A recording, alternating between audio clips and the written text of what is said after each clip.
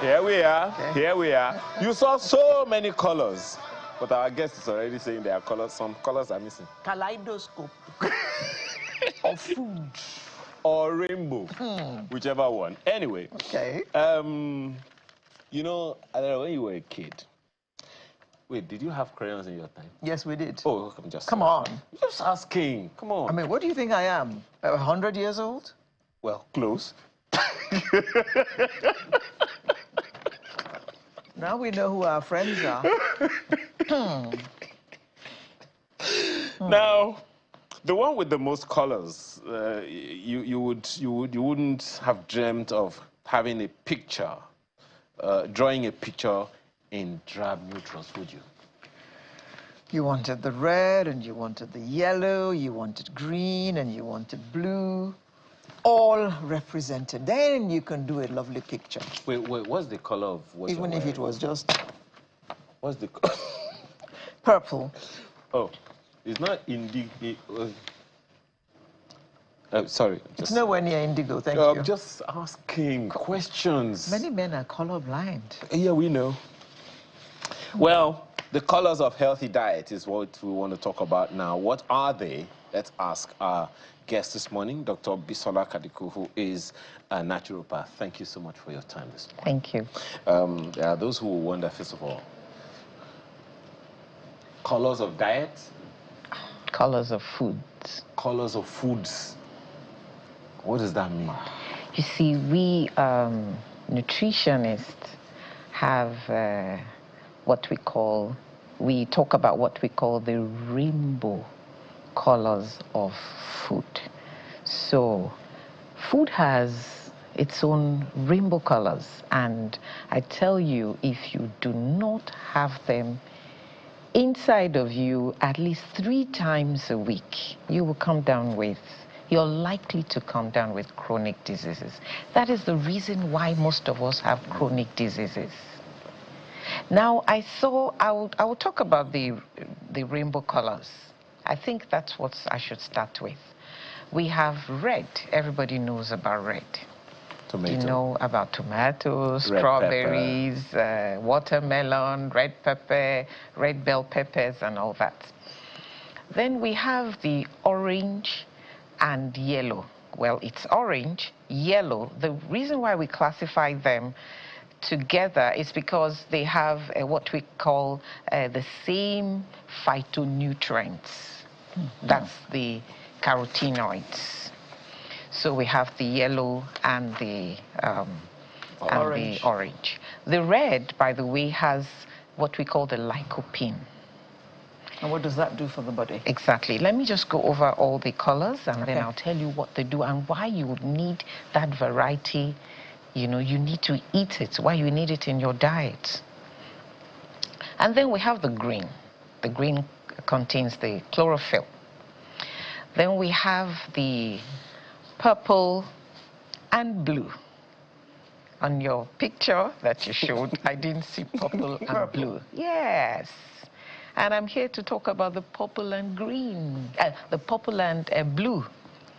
It's not so common. Many people don't include it in their diet. Is this the color you're talking about, the rainbow you're talking about? Yes, you can see the purple there. Oh, great. You can see the blue there. Blueberries. Blueberries, yes, the blueberries. So I've talked about 6 now. And then do you know the one that people leave out? The white. Yes, the white. You can see that there's no white there. All these pictures don't represent good nutrition. That's why we nutritionists... Okay, white. Yes. So what is white? White is onions. White is mushrooms. White is garlic. Mushrooms are not part of our diet. Oh, yes. In the traditional setting, the Yorubas call it olu. Yes. In Ekiti. Do they eat a lot of onions? Yes, in Ekiti. Excuse me, please, don't insult. Please, My daughter-in-law is from Ekiti. And honestly, the first thing that they used to entertain us there was mushrooms. Wonderful. the Ekitis don't joke with mushrooms. Well, we eat a lot of onions anyway. Yes, we eat a lot of onions, but is that enough? Some people don't even eat garlic. They eat it in the wrong way. They heat it up, and then garlic loses its value. They say, I don't want to be smelling of garlic. But I eat raw garlic every day. Am I smelling of garlic? Can you smell? Well, I'm not close to you. Oh, I could come close to you and then you see. But what about the way we eat our onions? Is that healthy? Because we cook with it all the time. Yes. You have to cook onions. You can cook, you can eat it raw. Yes, yes. Onions contain a fiber.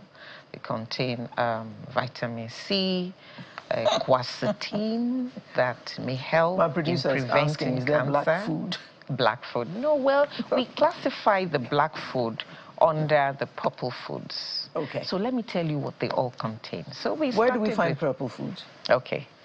Purple foods, eggplants. Huh. And then the African ube, African pear. Ah, African pear, of course. Then you want me to talk about the blue and purple? Because I'm so excited about it. Yes. Okay. And it's because it's not so common. Not many people eat it. But I eat it almost every day because I know what it does. I go to every length to make sure that I have purple food, blue food in my diet at least 5 times a week. Like the pear as like well. What? Well, yes, the African pear is purple. Which is the African pear? Ube. Okay. Ube is one. But it's seasonal. It's seasonal. Yes, it's seasonal. Yes. We have blueberries. I know that's not common. That's not here. Yes, but you can go to every length to make sure that you get it. It's expensive. Oh well. Try the hospital bills nowadays. Okay, that's even more expensive. Okay, all right. They contain a phytonutrient called the anthocyanin.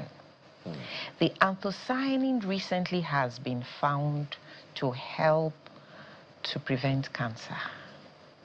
You see, the way it works... No, tell us more blue and purple foods. Well, that's it. It's not common. Ah, okay. It's not common. I've only mentioned 3. We have, of course, in Asia, they have you won't believe it, the purple yam.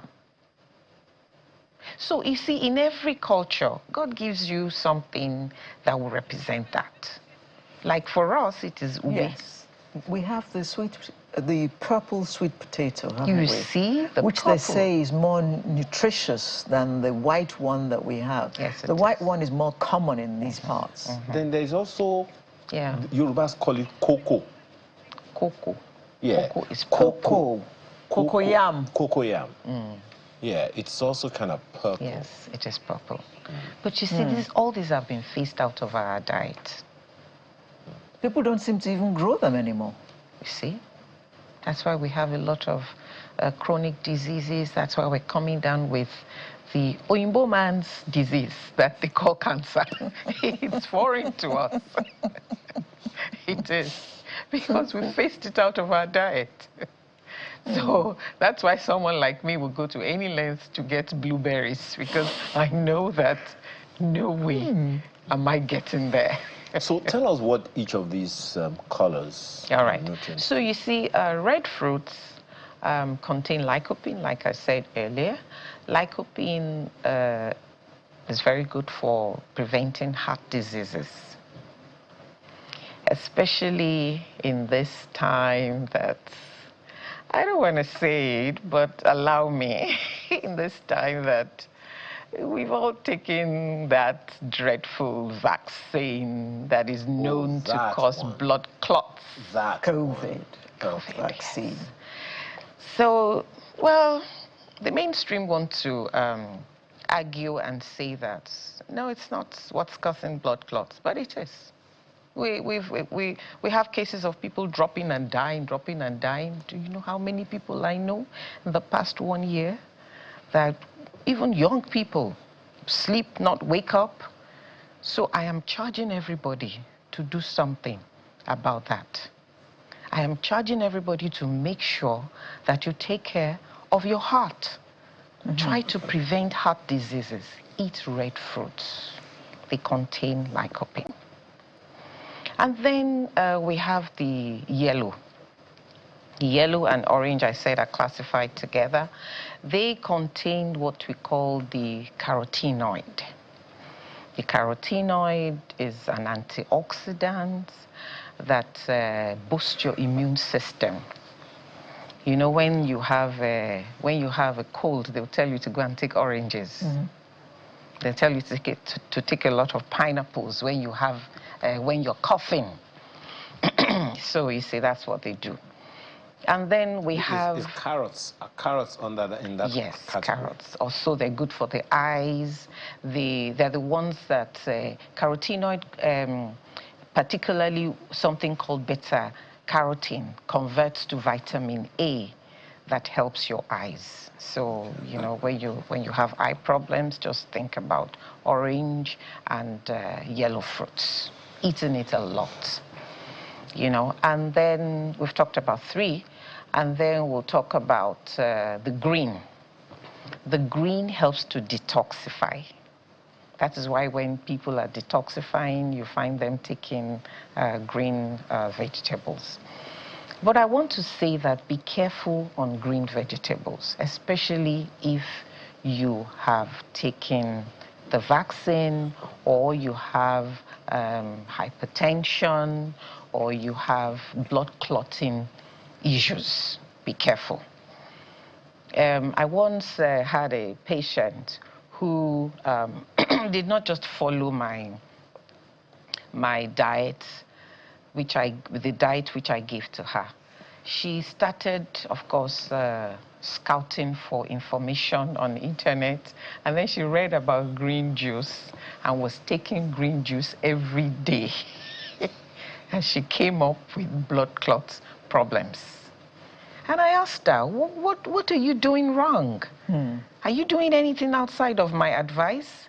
She said, yes, that she takes green juice every day. I said, that's the problem. It contains a lot of vitamin K, and it helps you to clot your blood. You have to take it, you know, you don't just hop on the internet and just do anything. That's why nutritionists go to school. We are in school for 4 to 6 years. Some of us have PhD in nutrition. Why the need if I can go on the internet and do whatever anybody puts on there? You know? So we had to correct that with a lot of money. She almost died. You know, so go easy on green foods. So we've talked about red, orange and yellow, green, and then purple and blue. Purple and blue. Purple and blue, anthocyanins. Anthocyanins, there's a recent study on it. Do you know that it actually blocks that cell cycle? The cell cycle, the cancer cell cycle, thereby not letting it grow. So you see, there's some cancers, when I'm treating them, there's some cancers that, you know, they say there's nothing you can do about it. So I tell my patients, there's nothing we can do. This won't go away, but we will stop it. We will stop its growth.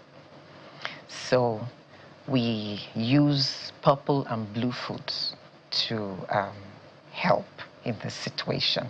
We include it in their diet heavily. And then you will find the cancer cell not growing. It won't grow.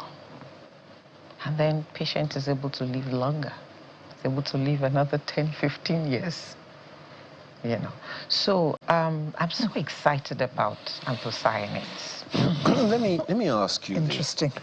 Because essentially you are talking about natural medicine. I've not heard you talk about some injection. You're not even talking as much about chemicals, even though they're looking at them from the natural fruits and all of those things. Essentially, you're saying, you know, Natural medicine should be our way of life. But the question is, natural medicine is not as popular. It will not win the election. Not in Africa, I would say. Okay. Tell us about that. All right, I was in I was in Sri Lanka last November, and I was in my PhD class, and I realized that there were a lot of mainstream doctors in my class, natural medicine, and I was asking them that, what are you doing here? We're 2 poles apart. And they said to me that, all right, one of the therapies in natural medicine, for instance, is acupuncture. I don't know if you know much about acupuncture. But in the definition of acupuncture, you will find treating diseases that Western medicine does not have an answer to. Wow. Yeah. Creating energy flow into that dead tissue, into that dead organ, and making it work again. So where am I going? So the lady doctor told me that there are some patients that cannot ingest anymore. They can't take pills. So what do? Acupuncture has been found to help. It's a traditional Chinese medicine that has been proven to work. Then also nutrition. I always tell people that the manufacturer of Toyota made that car to run on petrol. And it's only petrol that that car would recognize. Now, when you feed your stomach that is created by the Almighty God with his food, with the food that he created, they recognize each other. And they work well. They work better with one another. But when you feed it with man-made, it begins to get confused. Where is this coming from? Where do I put this? Do I call it carbohydrate? Do I call it protein? Do I call it? You confuse it. But you know, more and more, we're reading that more people are going to natural cures for their issues. So we read things like, make your food your medicine, and not the other way around. And make your medicine your food. Make your medicine your food, yes, that's it. Make your medicine your food. So a lot actually is, more and more people are seeing that what you ingest is very, very important if you want to live a healthy life. So how true is all of that? Like I just said, that's what your body recognizes. And that's what your body will respond to better. Natural foods. And you know, God has, he's taking care of all diseases, I tell you, all, inside the food that he provided for us. Okay, let me just quickly tell you something interesting. I once read it on the internet. Some cowboy jumped on the internet and said, cancer feeds on sugar. So if you are treating cancer, don't take fruits that are sweet. I laughed a lot. No, don't eat sugar. Don't eat sugar. So, but then in my studies, we were taught that in helping cancer patients to overcome this disease, you know, there's some natural substances that kill cancer cells. I'm not going to mention them here. We hide it. We hide it inside something sweet. that is healthy, like maple syrup, like honey, pure honey. We hide it in it. The whole idea is for the cancer cell to eat it, so that while eating it, it's gulping down poison to kill it. So in our own human wisdom, we do that. How much more God? He made that banana sweet because he knows that he has put something inside that banana, that his own natural sugar is safe. It's not like artificial sugar. It's safe, the body needs it, it converts to oxygen that the cancer cells lack. That is why they went cancerous in the first place. So starving yourself of natural sugar in the first place will make you get to that destination you don't want. So you need the natural sugar. So he gave you the natural sugar, and is hiding inside it the phytonutrients that would kill the cancer cells. Blueberries are sweet. And I've told you about the anthocyanins. How will the cancer cells eat them if it doesn't make them sweet? So please, nobody should run away. Blackberries also. We classify blackberries under the purple and blue. So they have anthocyanins. I hope the cancer cells are not watching TV this morning. Well, they don't like me, and I don't care. You don't get on. A cancer patient once told me that anytime I come to you and I listen to you, I feel well. I feel like, nothing is going on. And then when I leave, it seems like these demons come back. I said they don't like my voice. So, I don't know how to put this, but I'm going to put it anyway. You said, and rightly so, some of these wonderful nutrients have been, quote-unquote, phased out of our nutrition. I was asking my family which day. When I was growing up, we had so many options. We hardly repeated foods. Today, you almost have to eat rice every day for whatever reason.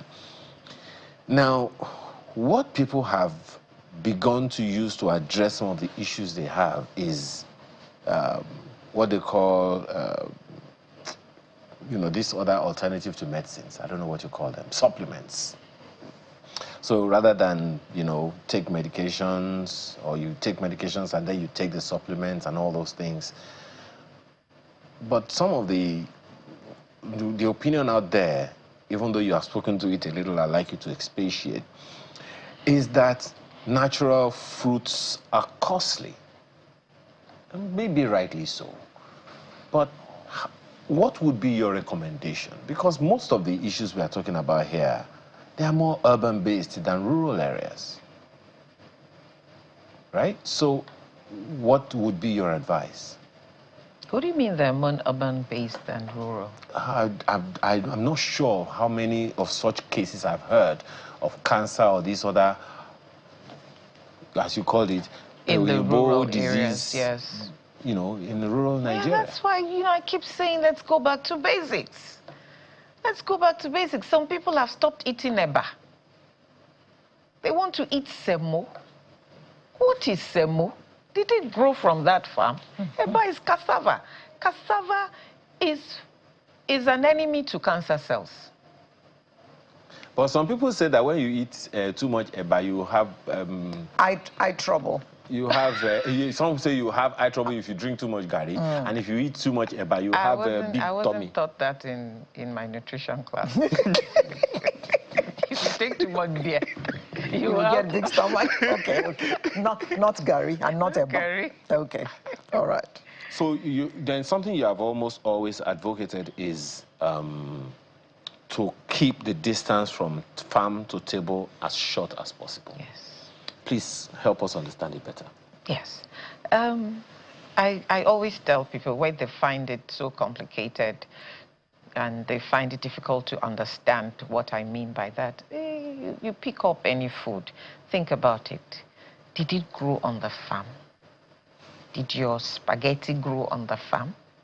Did your bread grow on the farm?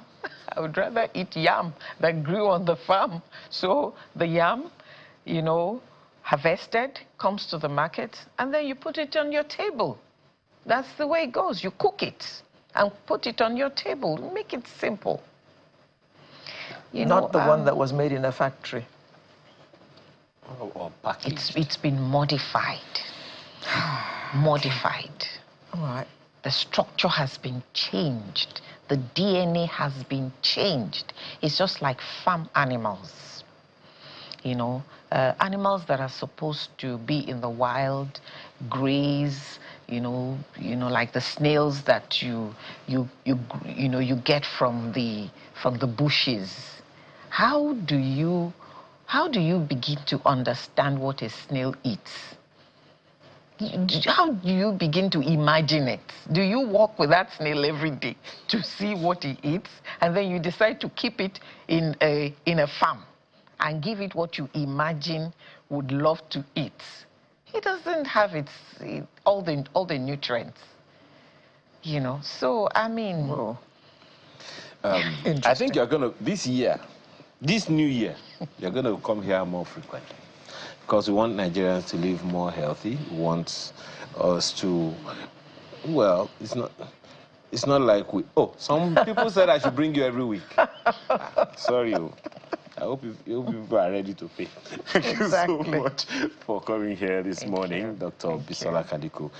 Don't worry, in another few weeks, we're going to have you back here to talk about some other things with us. Truly appreciate your time here. Dr. Bisola Kadiku is a naturopath. Again, thank you for your time. Thank you. Okay. Go to your kitchen, first of all. Check the colors in your kitchen. How many, what's the minimum colors we have to have in a week? 5. 5. Okay. So if your red, colors... yellow, green, purple. You see, red is on its own, green is on its own, white is on its own. So you choose either yellow or orange, and then you choose either blue or purple. Or black. Or black. All right. When we return, let's see the color of your dance with our next...